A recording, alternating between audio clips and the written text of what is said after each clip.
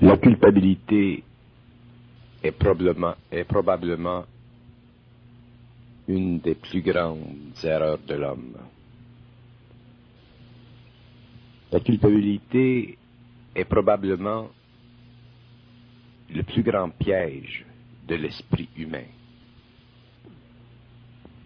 Son danger est tellement grand et tellement vaste qu'il affecte tous les hommes à un moment donné de leur vie. Aucun homme ne peut dire que dans sa vie, il ne s'est pas senti coupable. Il y a des gens qui vivent des vies remplies de culpabilité. Ces vies sont tellement terribles et tellement dangereuses pour l'évolution de l'ego et le développement de l'individualité de la personne que ceux qui en profitent, que ceux qui, à cause de leur position sociale, moralisante,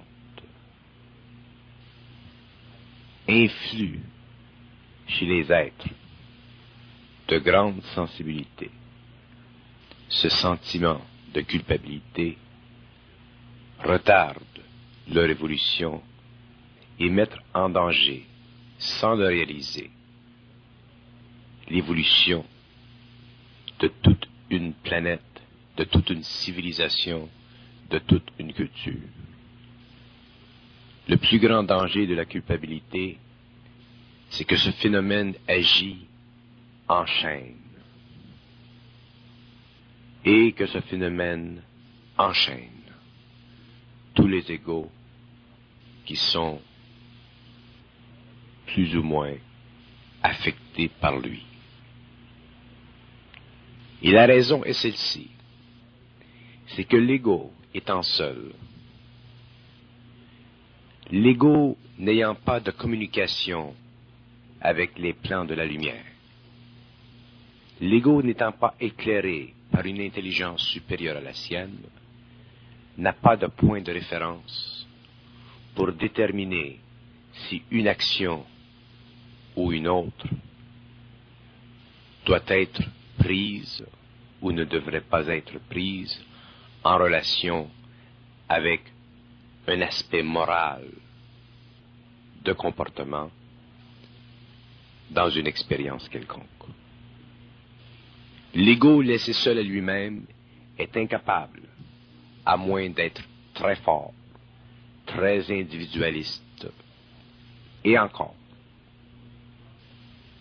de prendre des décisions qui vont à l'encontre de certaines normes établies dans la société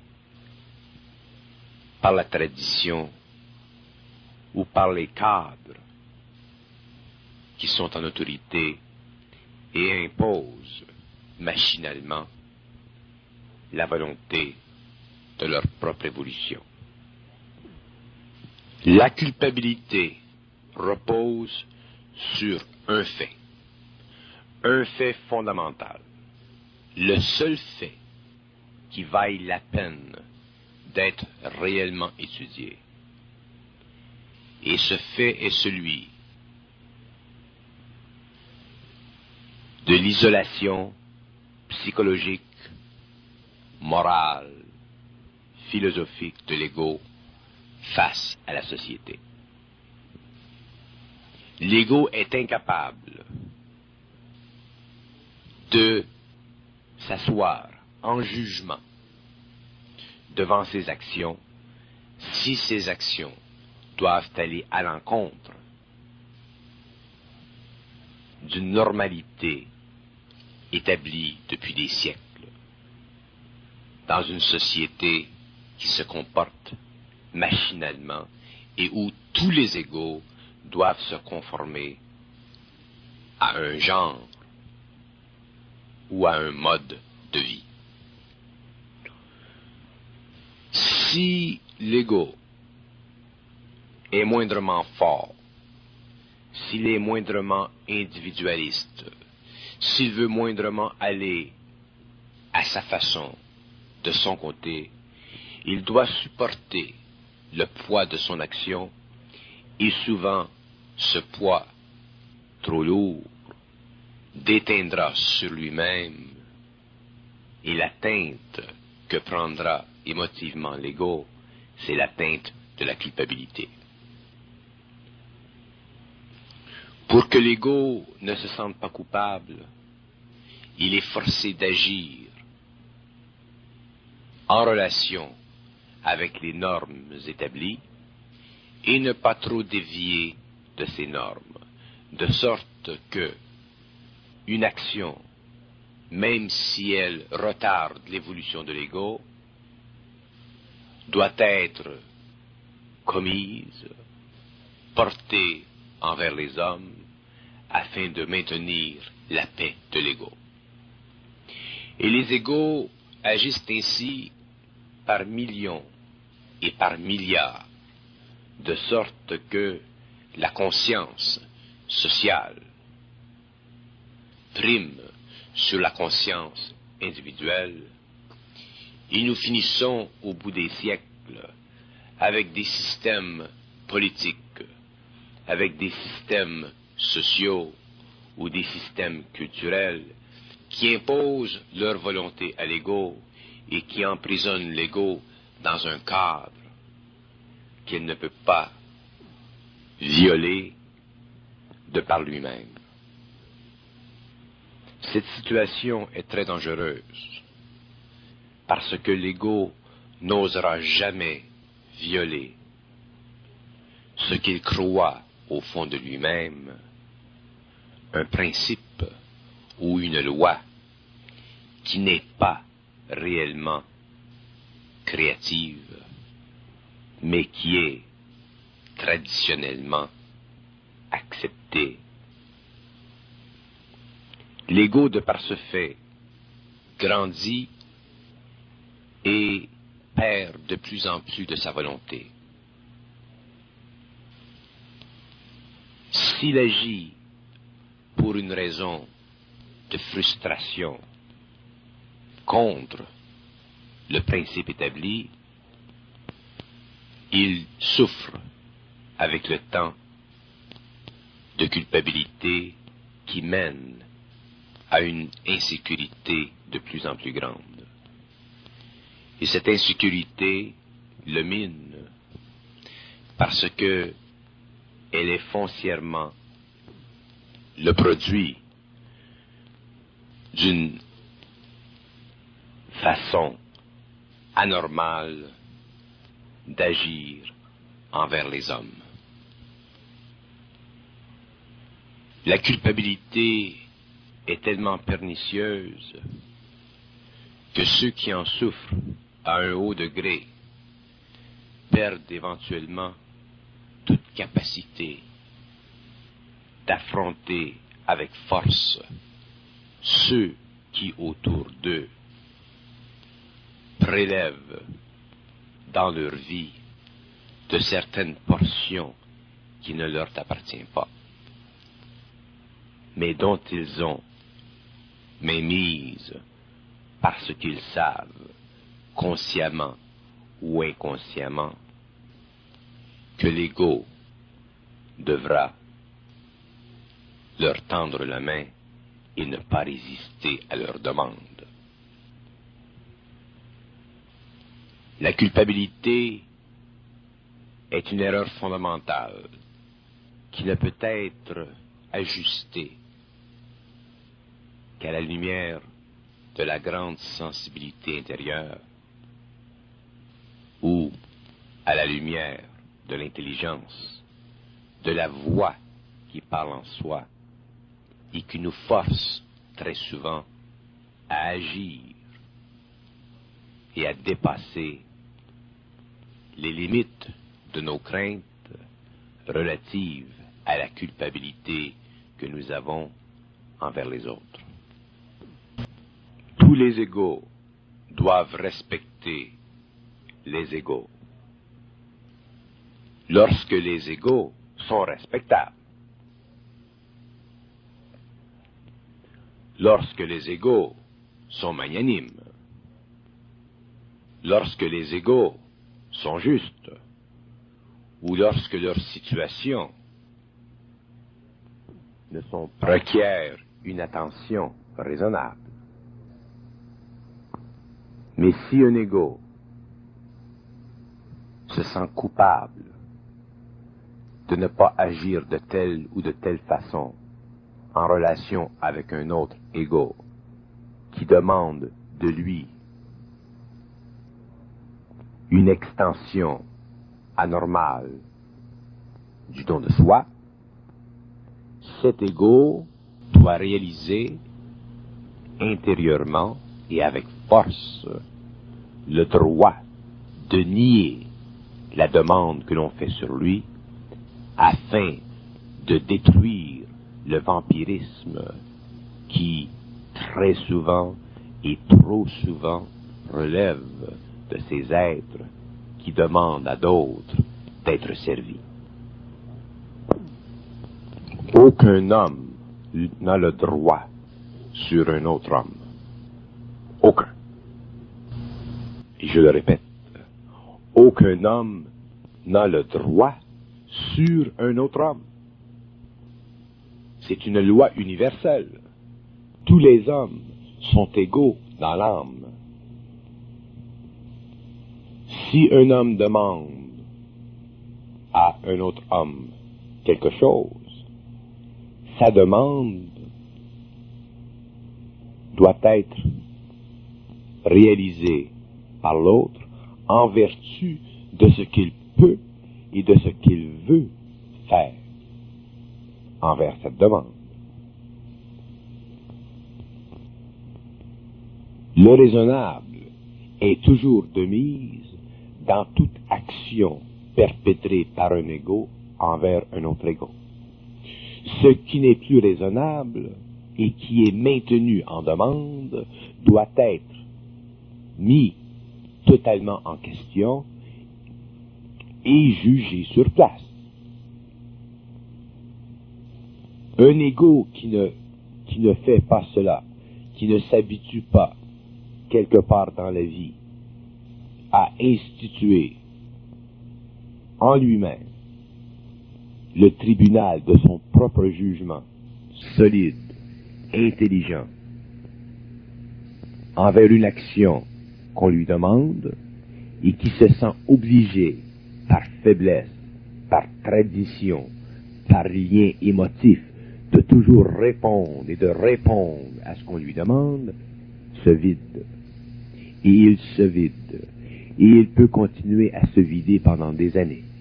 Il y a des gens qui se sont vidés auprès d'autres êtres pendant des années et qui ont perdu la possibilité d'émanciper leur propre vie, de donner à leur vie de la joie, de donner à leur vie du bonheur, d'élever des familles, d'élever des enfants, de vivre avec des maris ou des femmes, parce que des êtres égoïstes demandaient à eux des choses, leur tendaient la main et espéraient et forçaient presque psychologiquement ou moralement ces égaux à leur tendre la main et à répondre à leurs demandes.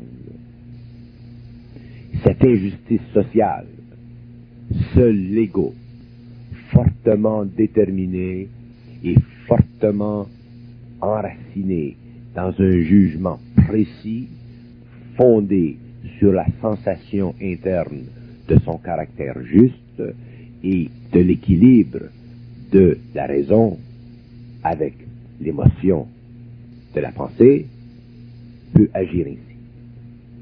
Seul l'ego solide, seul l'ego vigilant, seul l'ego équilibré, seul l'ego puissamment acier sur sa conscience interne peut, avec le temps, détruire ses chaînes et se libérer une fois pour toutes, des demandes qui lui viennent de part et d'autre dans la société, d'êtres ou d'égaux qui ont une très grande facilité à demander, mais qui ont une très grande incapacité à donner.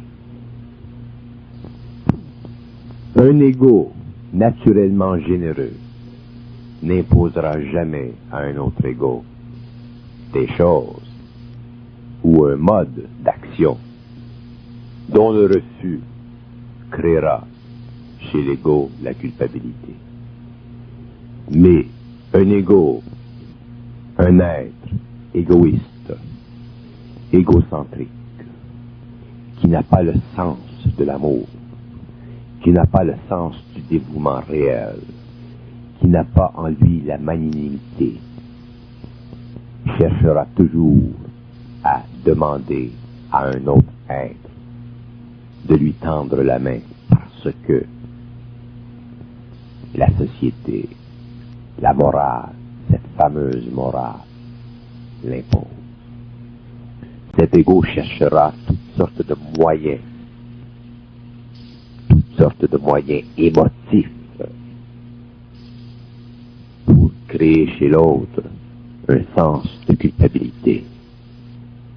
On lui dira, mais ta pauvre mère, mais ton pauvre père, mais je t'ai amené dans le monde, je t'ai donné la vie, qu'est-ce que tu me fais, qu'est-ce que tu me donnes? Et toutes sortes de formules ainsi truffées par un esprit égoïste, un esprit qui ne comprend pas la vie, un esprit qui ne sait pas où se situe dans l'âme la réalité de l'ego. Il ne s'agit pas d'être dur, il ne s'agit pas de couper les liens, il ne s'agit pas de donner le revers de la main à ceux qui souvent nous demandent, soit par faiblesse ou par situation, de les aider ou de faire telle chose pour eux.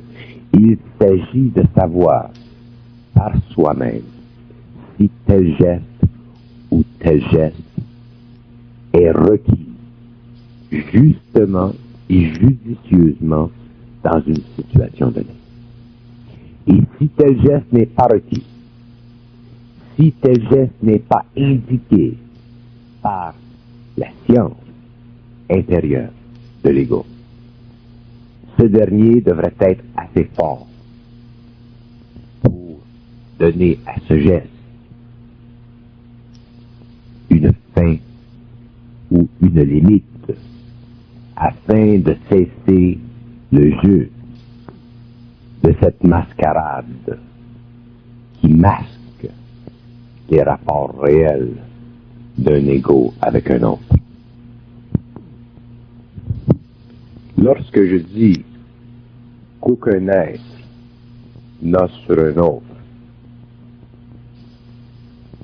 un droit, je le dis dans le cadre d'une conscience très profonde de l'importance de l'être en tant qu'individu.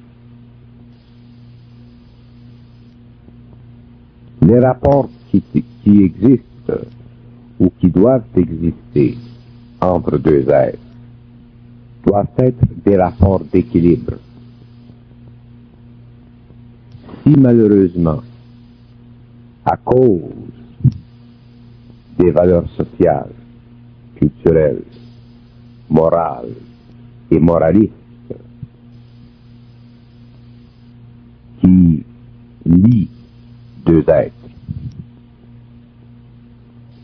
et qui forcent un à imposer à l'autre des demandes dont l'autre se sent obligé de remplir.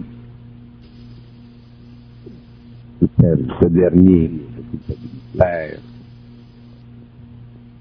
presque le droit à sa liberté personnelle, il devient très important pour cet homme de comprendre une fois pour toutes qu'il est dans la vie un agent libre, qu'il est dans la vie un être qui a le droit de dire non. Et ce droit de dire non relève de sa capacité à lui de ne pas réfléchir de façon culpabilisante sur le non qu'il émet dans une situation quelconque. Si vous avez le droit de dire non, si vous avez la capacité de dire non, dites non et cessez de ruminer sur les conséquences émotives du non que vous avez prononcé. Ayez la force de vous tenir droit à côté de votre non et cessez de vous culpabiliser par la suite parce que émotivement vous n'êtes pas sûr parfaitement de votre non.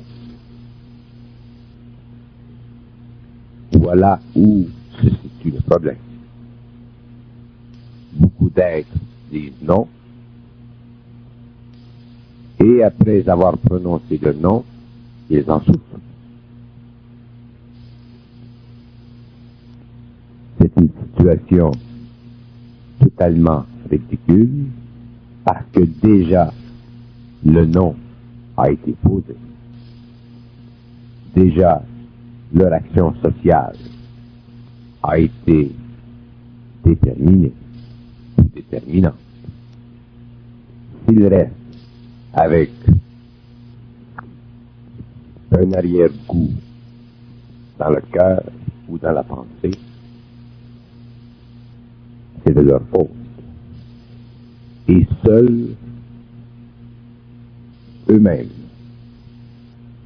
et par eux-mêmes peuvent-ils se sortir de ce cercle vicieux. Et pour en sortir, ils doivent apprendre que la culpabilité est une illusion dont ils sont responsables, qu'ils s'imposent par faiblesse. Toute culpabilité est une faiblesse. Toute faiblesse engendre chez l'être un aggravement de la faiblesse générale de son caractère. Parce que une faiblesse est déjà un négatif dans une structure que l'on voudrait être positive. Vous ne pouvez pas bâtir une maison avec une faille dans la fondation. S'il y a une faille, il y en aura une autre et une autre. De sorte que la culpabilité qui provient d'une faiblesse crée encore la culpabilité qui crée de plus en plus chez l'ego une perte d'individualité et qui l'amène avec les années à ne plus pouvoir se servir de son courage interne, de sa force interne. Et ainsi, il dilapide ses propres biens au profit des autres, élimine en lui la résistance émotionnelle dont il a besoin pour combattre fortement les événements de la vie. De sorte que cet ego approche avec le temps un âge où il aurait besoin de cette force pour atteindre la maturité et pourtant il n'a pas les instruments nécessaires parce que déjà ses forces ont été dilapidés. Il a été, pendant des années, vaincu sur son propre chemin de bataille. La culpabilité est un mensonge que l'on se fait à soi-même. C'est un mensonge qui porte deux têtes. La tête de la faiblesse personnelle et la tête qui manque de compréhension de soi-même. Alors, le mensonge est toujours le reflet de ce que l'on voudrait être, mais dont nous sommes incapables. Et l'autre aspect, l'incompréhension de soi-même, reflète le manque de force personnelle au niveau psychologique. Et ce manque de force personnelle sur le plan psychologique reflète encore le fait que nous avons été pendant très longtemps vampirisés et vampirisés par des êtres. Nous avons donné le meilleur de nous-mêmes pour des raisons totalement fausses et illusoires. La culpabilité reflète chez l'homme une incapacité naturelle d'agir de façon centrique et de pouvoir contrôler de par lui-même l'allure dont prend ses actions en relation avec un autre ego. Cette capacité, cette impuissance reflète chez l'homme le manque de savoir intérieur et lui occasionne dans la vie une suite de souffrances qu'il pourrait ou aurait pu facilement s'éviter s'il avait su se connaître un peu plus et s'il avait pu contrôler un peu plus ses émotions qui bénéficient les autres, mais l'appauvrissent lui-même. Il n'y a aucune raison d'être coupable quand on n'est pas coupable. L'ego doit apprendre à amplifier son sens de sécurité personnelle lorsqu'il doit dire non à une situation ou lorsqu'il doit agir d'une certaine façon afin de ne pas souffrir inutilement de culpabilité. Et pour amplifier ce sentiment intérieur de force, de gravité, il doit développer par l'expérience sa centricité. C'est-à-dire que lorsqu'il juge une action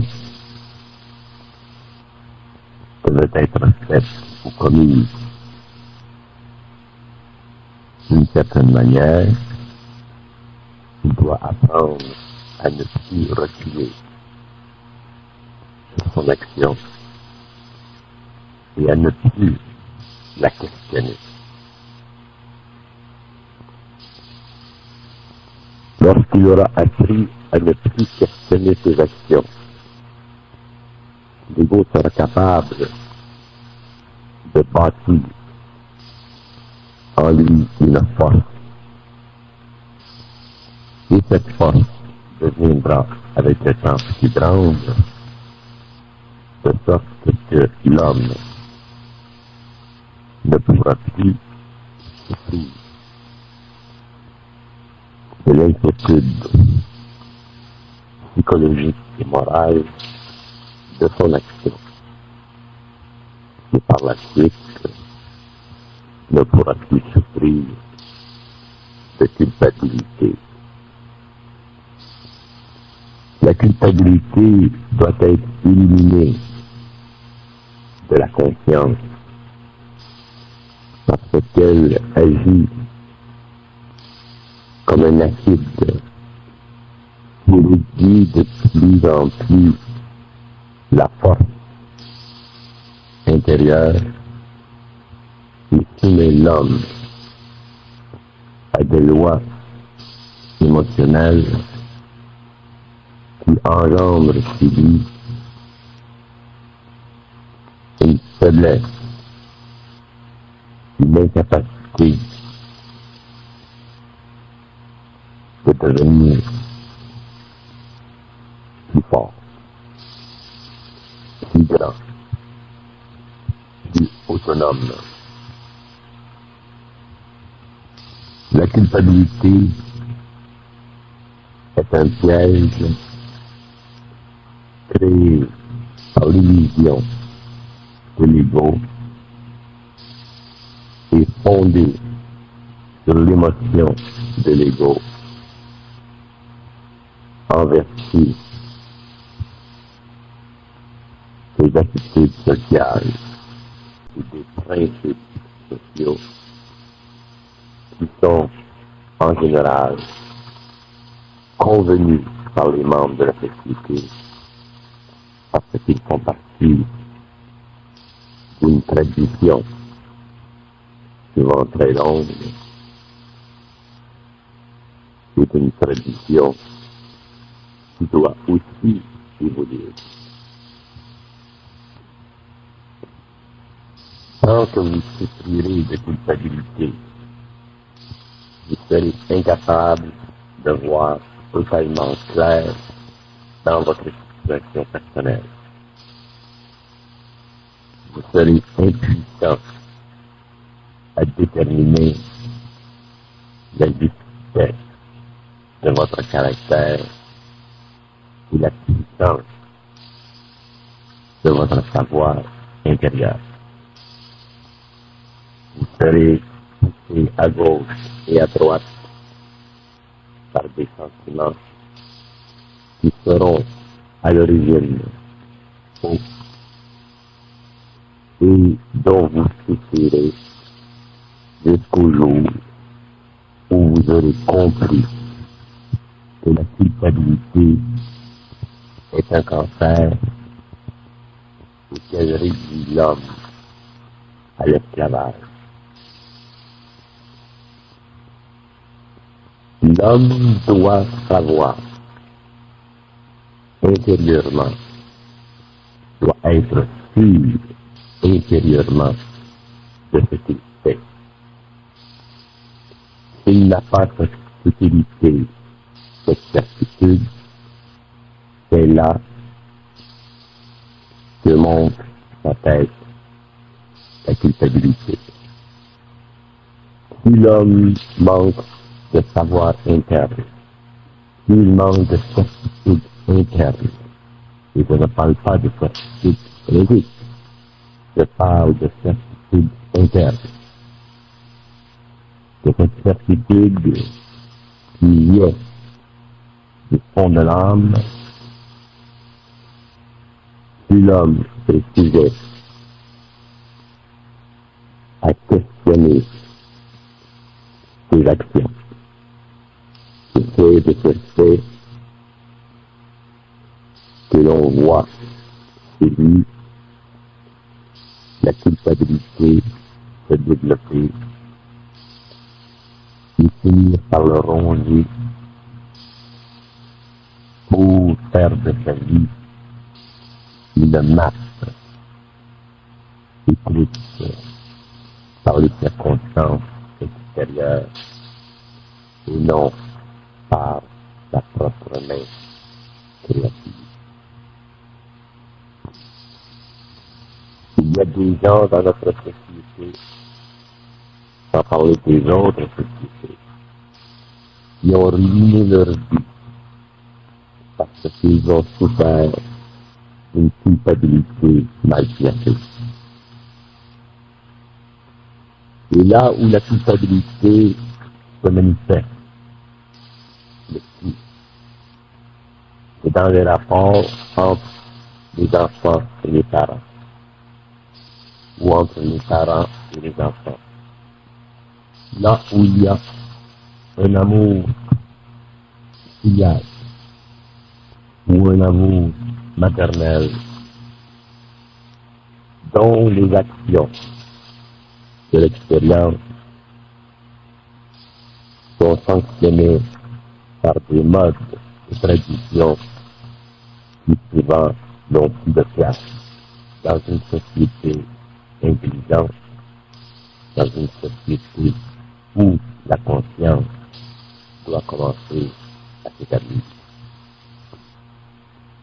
Remarquez que si vous souffrez de culpabilité à cause d'une situation sociale, une situation familiale, où des liens moraux sont puissants, ce n'est pas la faute des gens qui vous sont à l'origine les éléments constitutifs de cette culpabilité.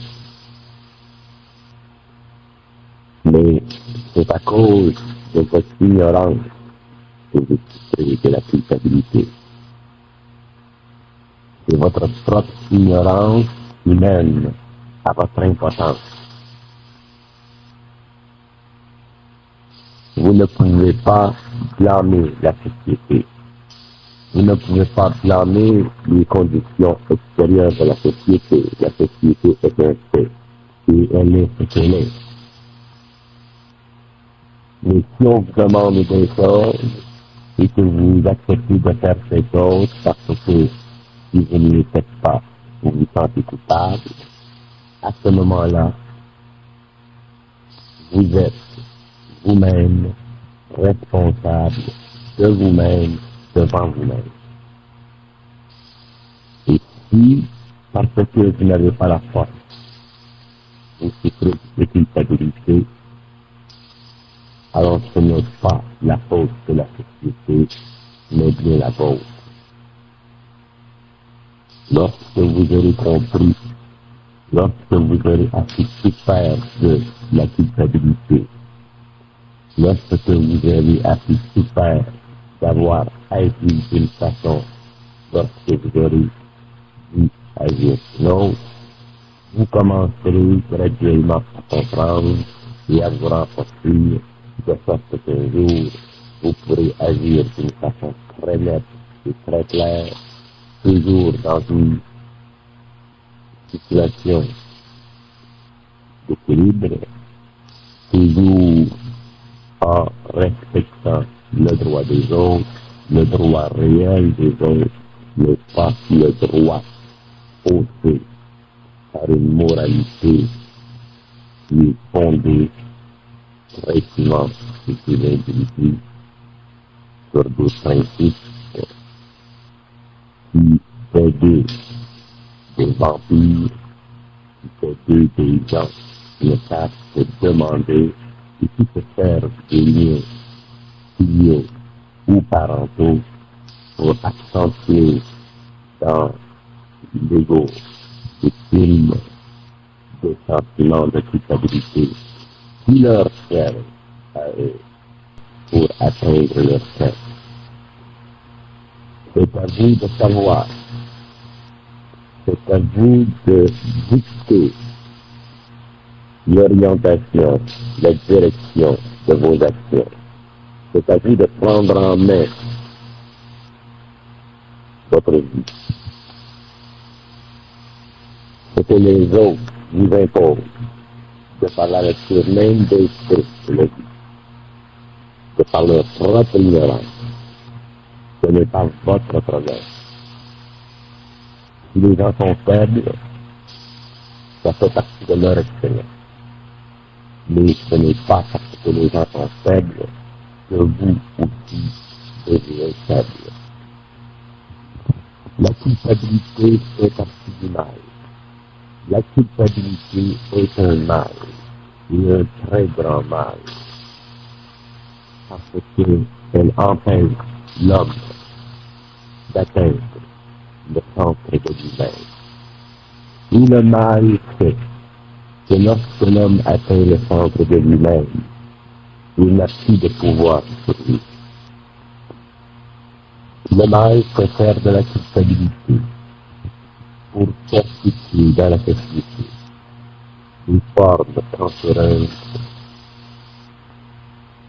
qui se propage pendant des siècles, des générations, et qui lui permet d'entraver constamment l'évolution de l'homme, qui lui permet d'empêcher que l'homme devienne centrique, c'est-à-dire qu'il fonde sa vie sur ses sentiments internes basés sur les forces de l'âme. C'est pourquoi, lorsque l'homme a contact avec des intelligences de haute nature,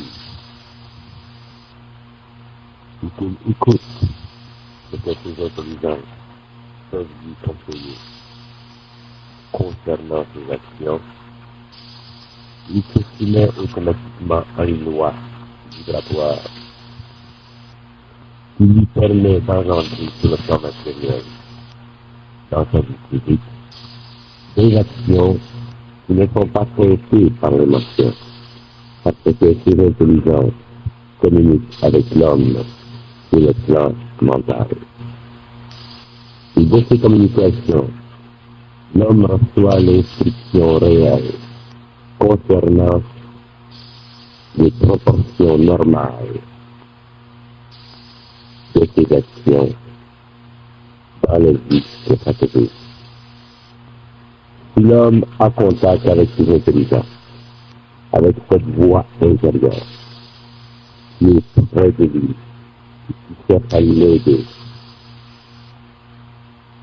alors il peut commencer à développer la certitude dont il a besoin dans les actions.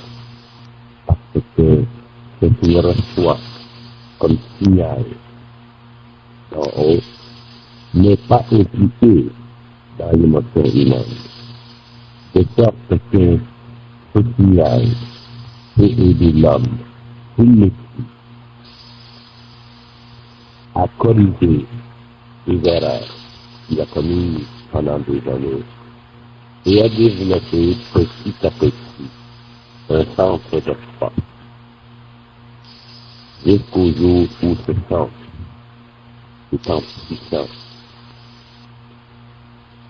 développé, l'homme peut, avec toute certitude, agir dans toute situation sans pouvoir souffrir le moindrement de toute nuance de culpabilité.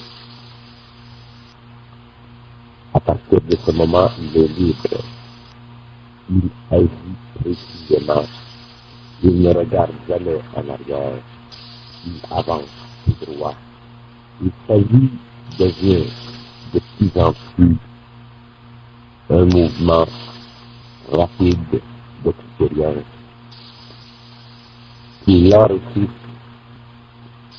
et font de sa vie quelque chose de particulier, quelque chose de très personnel. Occupez-vous de bien vivre votre vie, de la vivre suivant les lois de l'esprit, et non suivant les lois faussée par l'intuition de l'esprit. Et à ce moment-là, vous serez heureux et les autres près de vous pourront à leur juste mesure.